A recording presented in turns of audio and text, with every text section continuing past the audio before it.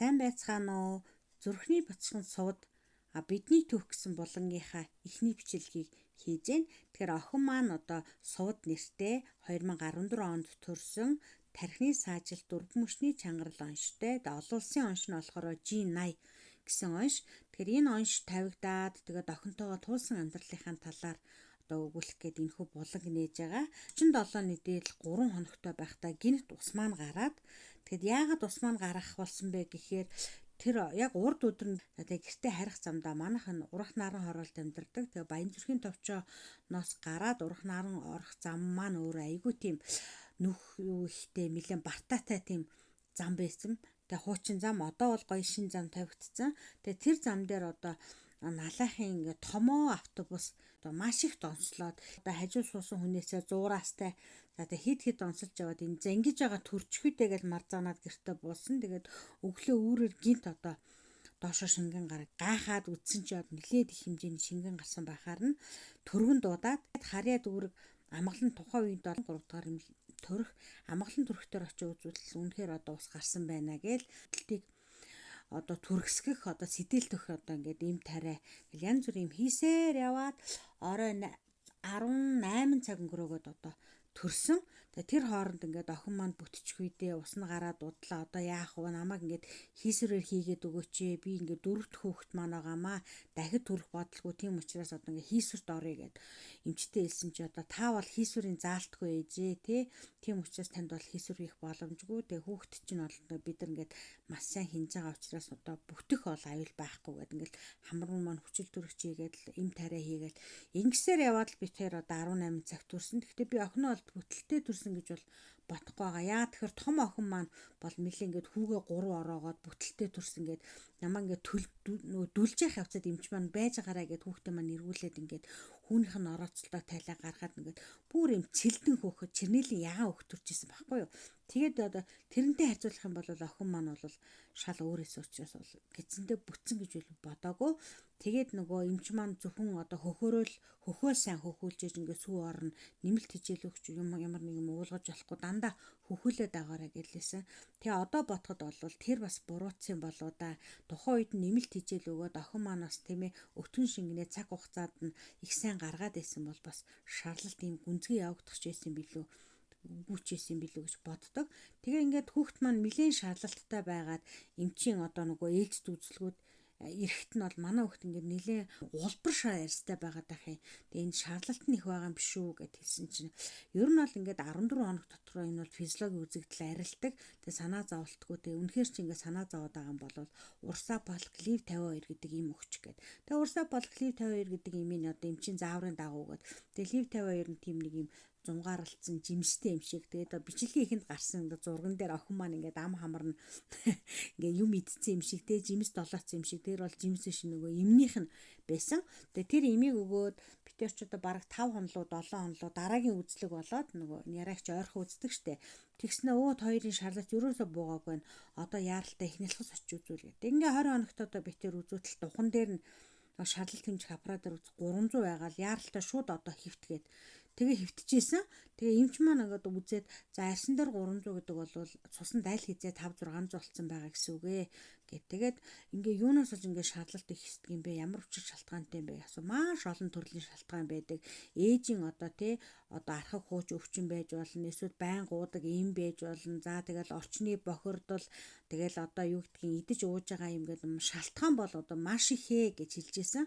Тэгээ би тэр эмчилгээндээ ороод фото гэд аппаратанд оруулаад охин маань аягүй сайхан болоод тэгээ 6 хоноод битэр бол шалалт бүрэн буугаад ингээд гэртээ гарч ирж байсан. Тэгээд одоо бичлэгийн явцад нөгөө хүүхдийнхаа саруудын тавьдаг нь ингээд эхний энэ саруудад бол ерөөсөө охин бол одоо саажилттай гэж одоо бодож байгаагүй.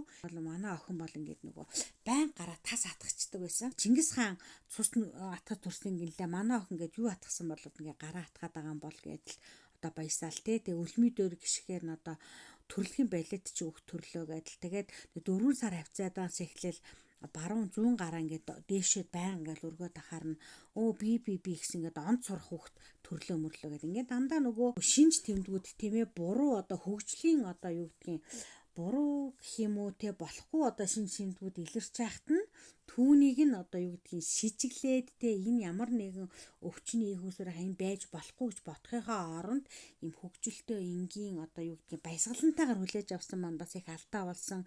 Нөгөө талаасаа энэ одоо намайг одоо энэ охиноо төрүүлэхэд бол энэ ягаан дэвтэр өгсөн одоо ч гэсэн байгаа шүү дээ. Их хүүхдийн эрүүл мэндийн дэвтэргээд тэгээ тэрийг бол байнга хөтлж исэн ч гэсэн анзаарах хэрэгтэй зүйл байсан. Эхний 1-2 сар бол дандаа тим гэж исэн бол 3 дахь сараас эхлээд үгүй гэж тэмдэглэж гисэн байгаа юм. Тэгэхээр үгүй гэж тэмдэглэхдээ жишээл тод өнгийн зүйлийг дагуулan харж барьж авах гэж оролдож байна өгөхөд үгүй.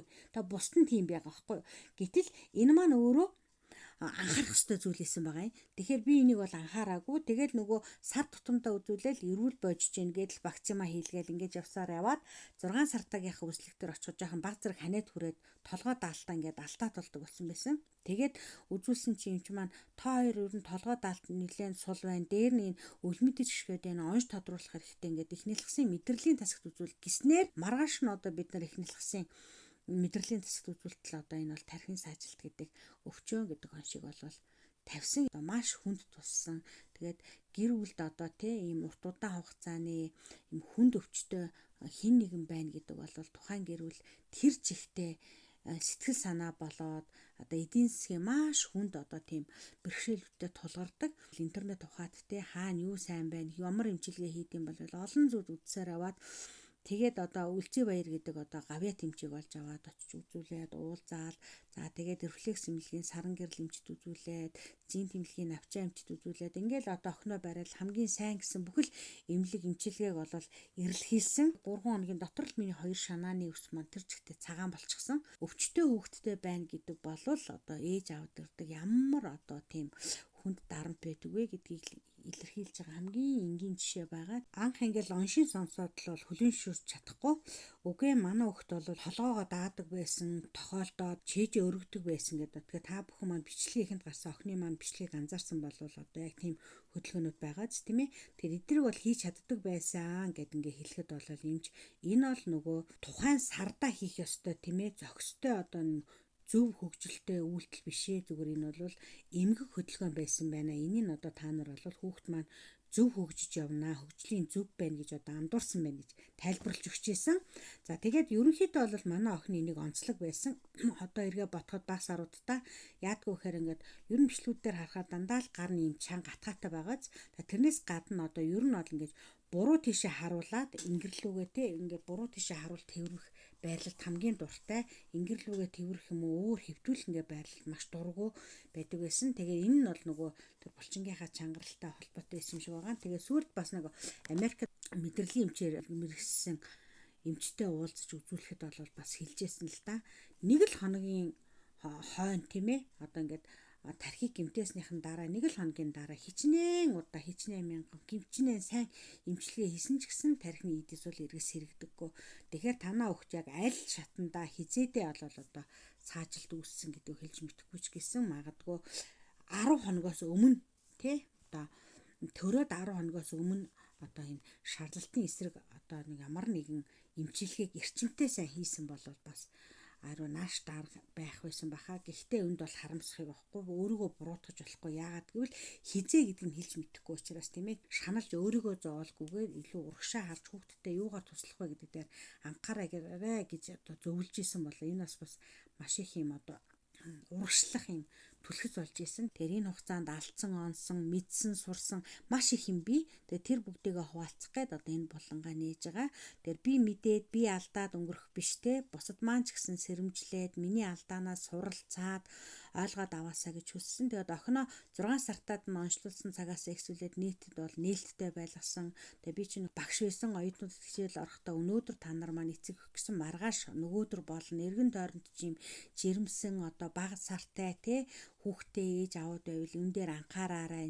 Нэран шаарлалт гэдэг бол ийм аюултай юм биш үү гэдгийг бол хэлж тайлбарлаж байсан. Тэгээ тухайн үед бол төрөх үе бол маш их ачаалттай байсан. Би чинь төрөхгүй л одоо ингээд нөгөө яг төрхийн өмнөх тасагт орвол тийм ээ ингээд байсгээл нөгөө төрөх орон дээр гаргаад савны амсар хэд нээгдсэн байна, яасан байна гэж үзлэг хийгээл буцаагаад буулгаад ингээд амар хөрөө байдаг. Тэр амар хөрөөнд чинь төрцөн ээжтэй хамт нэг орыг хуваалцаж исэн.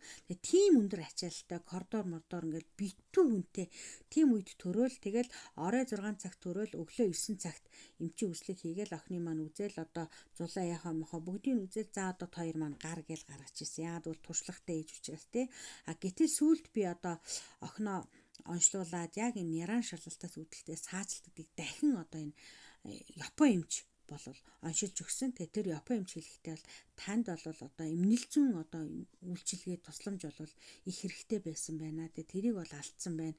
Одоо та Японд төрсэн болвол те жишээ нь та Японд төрсэн болвол таныг бид нар одоо шууд эмнэлгээс гаргахгүй хамгийн багадаа 3 хонуулаад хүүхдийг чи ажиглаа. Тэгээд энэ хэрвээ ийм одоо шалалт үүссэн болвол шалалтыг одоо арилгаад гаргах байсан гэж хэлж ирсэн. Гэхдээ мэдээж нөхцөл байдал маань тийм байсан. Тэр үед одоо хэсгийн эмч маань одоо шалалтыг хэмжих одоо аппаратгүй байсан. Зөвхөн нүдэрээ хараад те тэгээд ийм одоо нөхцөл байдал төрсөн учраас одоо хин нэгнийг буруутгах энэ бол тэрний буруу, энэний буруу гэж бодоагүй.